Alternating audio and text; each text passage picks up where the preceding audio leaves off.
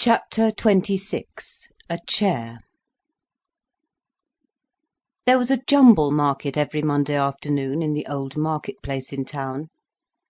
Ursula and Birkin strayed down there one afternoon. They had been talking of furniture, and they wanted to see if there was any fragment they would like to buy amid the heaps of rubbish collected on the cobblestones. The old market square was not very large, a mere bare patch of granite setts, usually with a few fruit stalls under a wall. It was in a poor quarter of the town. Meagre houses stood down one side.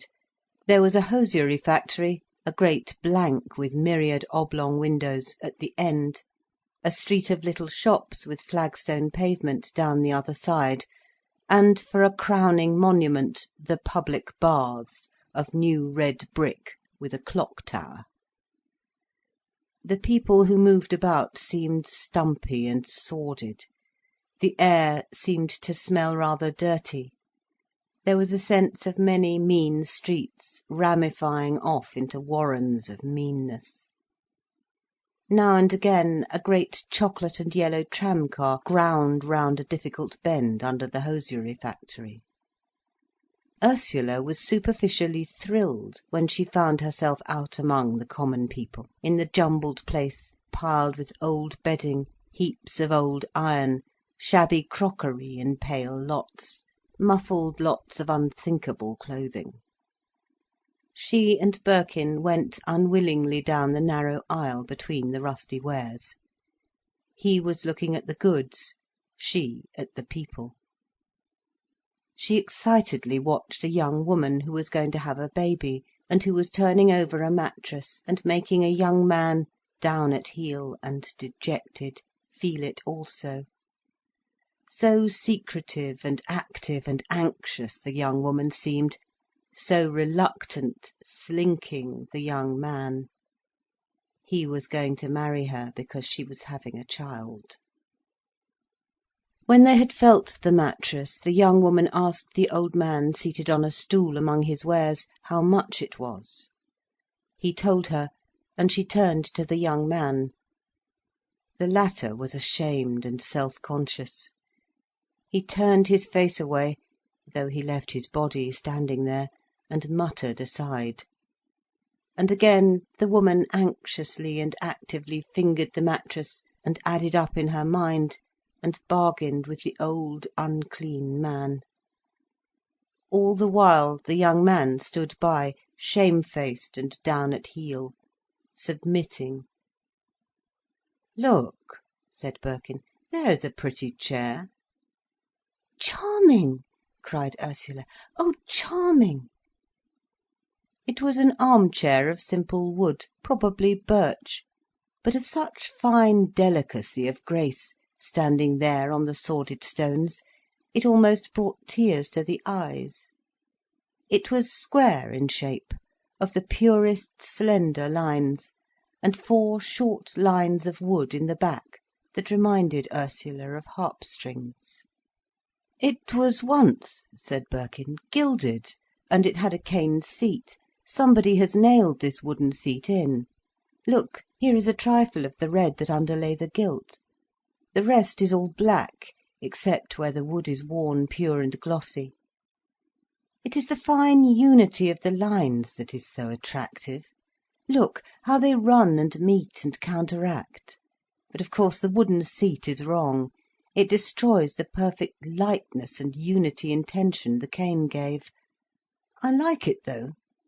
"Ah, yes," said Ursula, "so do I." "How much is it?" Birkin asked the man. 10 shillings. "And you will send it?" It was bought. "So beautiful, so pure," Birkin said. "It almost breaks my heart." They walked along between the heaps of rubbish. My beloved country! It had something to express, even when it made that chair. "And hasn't it now?" asked Ursula. She was always angry when he took this tone. "No, it hasn't. When I see that clear, beautiful chair, and I think of England, even Jane Austen's England, it had living thoughts to unfold even then, and pure happiness in unfolding them. And now we can only fish among the rubbish heaps for the remnants of their old expression. There is no production in us now, only sordid and foul mechanicalness." "It isn't true," cried Ursula. "Why must you always praise the past at the expense of the present? Really, I don't think so much of Jane Austen's England. It was materialistic enough, if you like." "It could afford to be materialistic," said Birkin, "because it had the power to be something other, which we haven't. We are materialistic because we haven't got the power to be anything else. Try as we may, we can't bring off anything but materialism. Mechanism, the very soul of materialism." Ursula was subdued into angry silence. She did not heed what he said. She was rebelling against something else. "And I hate your past. I'm sick of it," she cried. "I believe I even hate that old chair, though it is beautiful. It isn't my sort of beauty. I wish it had been smashed up when its day was over, not left to preach the beloved past to us. I'm sick of the beloved past." "Not so sick as I am of the accursed present," he said. "Yes, just the same. I hate the present, but I don't want the past to take its place. I don't want that old chair." He was rather angry for a moment.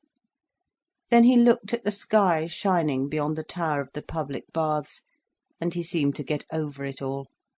He laughed. "All right," he said, "then let us not have it. I'm sick of it all too. At any rate, one can't go on living on the old bones of beauty." "One can't," she cried. "I don't want old things." "The truth is, we don't want things at all," he replied. "The thought of a house and furniture of my own is hateful to me." This startled her for a moment. Then she replied, "So it is to me. But one must live somewhere." "Not somewhere, anywhere," he said. "One should just live anywhere, not have a definite place. I don't want a definite place. As soon as you get a room, and it is complete, you want to run from it. Now my rooms at the mill are quite complete, I want them at the bottom of the sea. It is a horrible tyranny of a fixed milieu, where each piece of furniture is a commandment stone." She clung to his arm as they walked away from the market. "But what are we going to do?" she said. "We must live somehow. And I do want some beauty in my surroundings. I want a sort of natural grandeur even, splendour." "You'll never get it in houses and furniture, or even clothes. Houses and furniture and clothes, they're all terms of an old base world, a detestable society of man.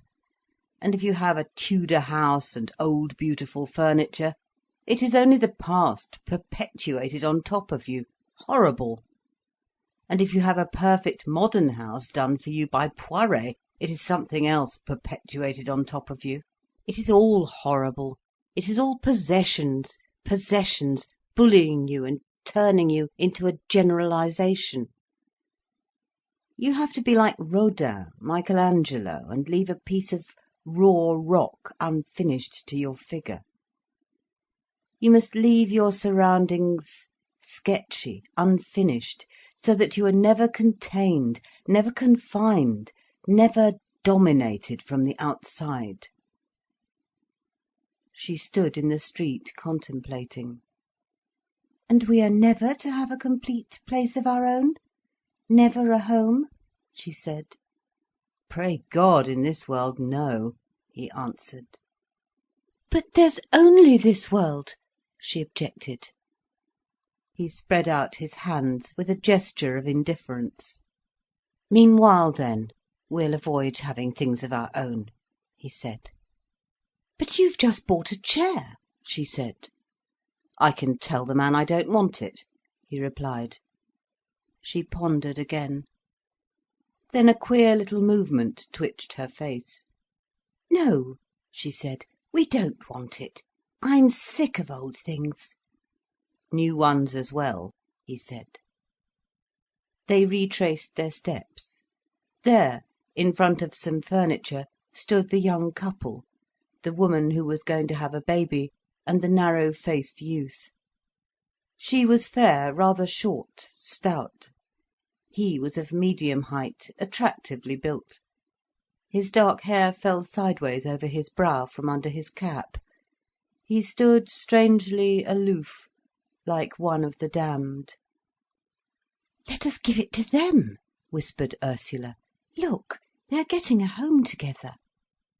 "I won't aid abet them in it," he said petulantly, instantly sympathising with the aloof, furtive youth against the active, procreant female. "Oh yes," cried Ursula, "it's right for them. There's nothing else for them." "Very well," said Birkin. "You offer it to them. I'll watch." Ursula went rather nervously to the young couple, who were discussing an iron washstand, or rather, the man was glancing furtively and wonderingly, like a prisoner, at the abominable article, whilst the woman was arguing. "We bought a chair," said Ursula, "and we don't want it. Would you have it? We should be glad if you would." The young couple looked round at her, not believing that she could be addressing them. "Would you care for it?" repeated Ursula. "It's really very pretty, but—" She smiled rather dazzlingly. The young couple only stared at her, and looked significantly at each other, to know what to do. And the man curiously obliterated himself, as if he could make himself invisible, as a rat can. "We wanted to give it to you," explained Ursula, now overcome with confusion and dread of them. She was attracted by the young man. He was a still, mindless creature, hardly a man at all, a creature that the towns have produced, strangely pure bred and fine in one sense, furtive, quick, subtle. His lashes were dark and long and fine over his eyes, that had no mind in them, only a dreadful kind of subject, inward consciousness, glazed and dark. His dark brows and all his lines were finely drawn. He would be a dreadful but wonderful lover to a woman, so marvellously contributed. His legs would be marvellously subtle and alive under the shapeless trousers. He had some of the fineness and stillness and silkiness of a dark-eyed, silent rat. Ursula had apprehended him with a fine frisson of attraction. The full-built woman was staring offensively. Again Ursula forgot him. "Won't you have the chair?" she said. The man looked at her with a sideways look of appreciation, yet far off, almost insolent. The woman drew herself up. There was a certain costermonger richness about her. She did not know what Ursula was after. She was on her guard, hostile. Birkin approached, smiling wickedly at seeing Ursula so nonplussed and frightened. "What's the matter?" he said, smiling. His eyelids had dropped slightly. There was about him the same suggestive, mocking secrecy that was in the bearing of the two city creatures. The man jerked his head a little on one side, indicating Ursula, and said, with curious, amiable, jeering warmth, "What she want, eh?" An odd smile writhed his lips. Birkin looked at him from under his slack, ironical eyelids. "To give you a chair, that, with the label on it," he said, pointing. The man looked at the object indicated. There was a curious hostility in male, outlawed understanding between the two men. "What's she want to give it us for, guv'nor?" he replied, in a tone of free intimacy that insulted Ursula. "Thought you'd like it. It's a pretty chair. We bought it and don't want it. No need for you to have it, don't be frightened," said Birkin, with a wry smile. The man glanced up at him, half inimical, half recognising. "Why don't you want it for yourselves, if you just bought it?" asked the woman coolly. "'Tain't good enough for you, now you've had a look at it? Frightened it's got something in it, eh?" She was looking at Ursula admiringly, but with some resentment. "I'd never thought of that," said Birkin. "But no, the wood's too thin everywhere." "You see," said Ursula, her face luminous and pleased, "we are just going to get married, and we thought we'd buy things. Then we decided just now that we wouldn't have furniture, we'd go abroad." The full-built, slightly blousy city girl looked at the fine face of the other woman with appreciation. They appreciated each other. The youth stood aside, his face expressionless and timeless, the thin line of the black moustache drawn strangely suggestive over his rather wide, closed mouth. He was impassive, abstract, like some dark, suggestive presence, a gutter presence. "It's all right to be some folks," said the city girl, turning to her own young man. He did not look at her, but he smiled with the lower part of his face, putting his head aside in an odd gesture of assent. His eyes were unchanging, glazed with darkness. "Cost something to change your mind," he said, in an incredibly low accent. "Only 10 shillings this time," said Birkin. The man looked up at him with a grimace of a smile, furtive, unsure. "Cheap at half a quid, guv'nor," he said. "Not like getting divorced."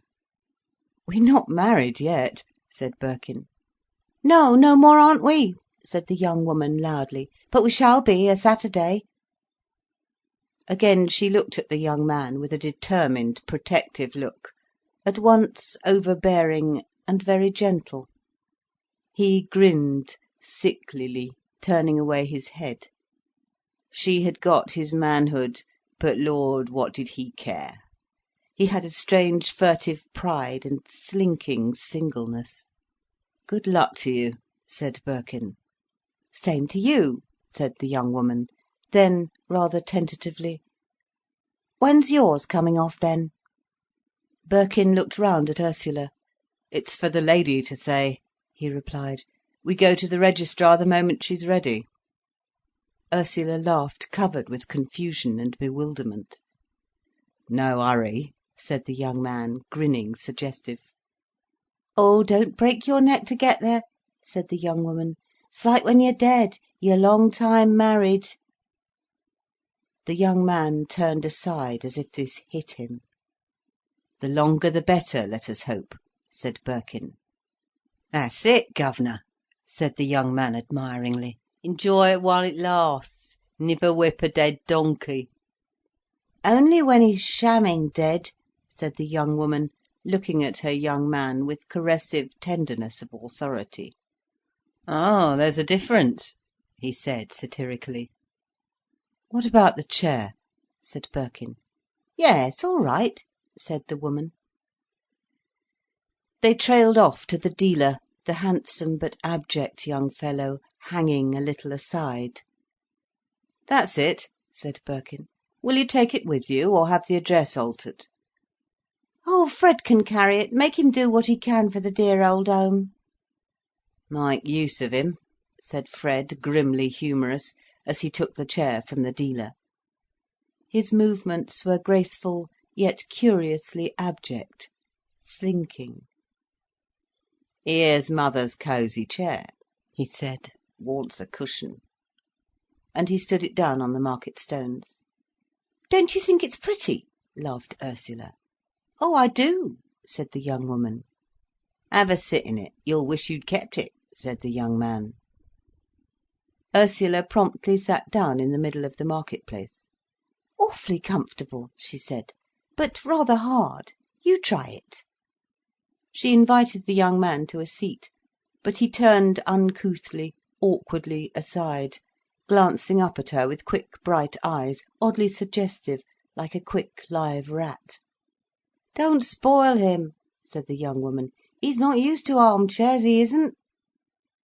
The young man turned away and said with averted grin, "Only wants legs on his." The four parted.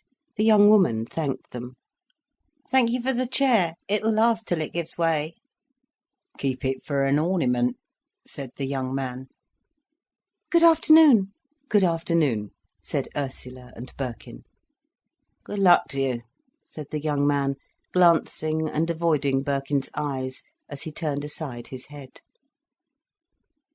The two couples went asunder, Ursula clinging to Birkin's arm. When they had gone some distance, she glanced back and saw the young man going beside the full, easy young woman. His trousers sank over his heels. He moved with a sort of slinking evasion, more crushed with odd self-consciousness, now he had the slim old armchair to carry, his arm over the back, the four fine square tapering legs swaying perilously near the granite sets of the pavement. And yet he was somewhere indomitable and separate, like a quick vital rat. He had a queer subterranean beauty, repulsive too. "How strange they are," said Ursula. "Children of men," he said. "They remind me of Jesus, the meek shall inherit the earth." "But they aren't the meek," said Ursula. "Yes, I don't know why, but they are," he replied. They waited for the tram-car. Ursula sat on top and looked out on the town. The dusk was just dimming the hollows of crowded houses. "And are they going to inherit the earth?" she said. "Yes, they." "Then what are we going to do?" she asked. "We're not like them, are we? We're not the meek." "No, we've got to live in the chinks they leave us." "How horrible!" cried Ursula. "I don't want to live in chinks." "Don't worry," he said. "They are the children of men. They like market-places and street corners best. That leaves plenty of chinks." "All the world," she said. "Ah no, but some room." The tram-car mounted slowly up the hill, where the ugly winter-grey masses of houses looked like a vision of hell that is cold and angular. They sat and looked. Away in the distance was an angry redness of sunset. It was all cold, somehow small, crowded, and like the end of the world. "I don't mind it even then," said Ursula, looking at the repulsiveness of it all. "It doesn't concern me." "No more it does," he replied, holding her hand. "One needn't see. One goes one's way. In my world it is sunny and spacious." "It is, my love, isn't it?" she cried, hugging near to him on the top of the tram-car, so that the other passengers stared at them. "And we will wander about on the face of the earth," he said, "and we'll look at the world beyond just this bit." There was a long silence. Her face was radiant like gold as she sat thinking. "I don't want to inherit the earth," she said. "I don't want to inherit anything." He closed his hand over hers. "Neither do I. I want to be disinherited." She clasped his fingers closely. "We won't care about anything," she said. He sat still and laughed. "And we'll be married and have done with them," she added. Again he laughed. "It's one way of getting rid of everything," she said, "to get married." "And one way of accepting the whole world," he added. "A whole other world, yes," she said happily. "Perhaps there's Gerald and Gudrun," he said. "If there is, there is, you see," she said. "It's no good our worrying. We can't really alter them, can we?" "No," he said. "One has no right to try, not with the best intentions in the world." "Do you try to force them?" she asked. "Perhaps," he said. "Why should I want him to be free, if it isn't his business?" She paused for a time. "We can't make him happy, anyhow," she said. "He'd have to be it, of himself." "I know," he said. "But we want other people with us, don't we?" "Why should we?" she asked. "I don't know," he said uneasily. "One has a hankering after a sort of further fellowship." "But why?" she insisted. "Why should you hanker after other people? Why should you need them?" This hit him right on the quick. His brows knitted. "Does it end with just our two selves?" he asked, tense. "Yes. What more do you want? If anybody likes to come along, let them. But why must you run after them?" His face was tense and unsatisfied. "You see," he said, "I always imagine our being really happy with some few other people, a little freedom with people." She pondered for a moment. "Yes, one does want that. But it must happen. You can't do anything for it with your will. You always seem to think you can force the flowers to come out. People must love us because they love us. You can't make them." "I know," he said. "But must one take no steps at all? Must one just go as if one were alone in the world, the only creature in the world?" "You've got me," she said. "Why should you need others? Why must you force people to agree with you? Why can't you be single by yourself, as you are always saying? You try to bully Gerald, as you tried to bully Hermione. You must learn to be alone. And it's so horrid of you. You've got me, and yet you want to force other people to love you as well. You do try to bully them to love you, and even then you don't want their love." His face was full of real perplexity. "Don't I?" he said. "It's the problem I can't solve. I know I want a perfect and complete relationship with you, and we've nearly got it, we really have. But beyond that, do I want a real, ultimate relationship with Gerald? Do I want a final, almost extra-human relationship with him? A relationship in the ultimate of me and him? Or don't I?" She looked at him for a long time, with strange bright eyes. But she did not answer. Chapter 27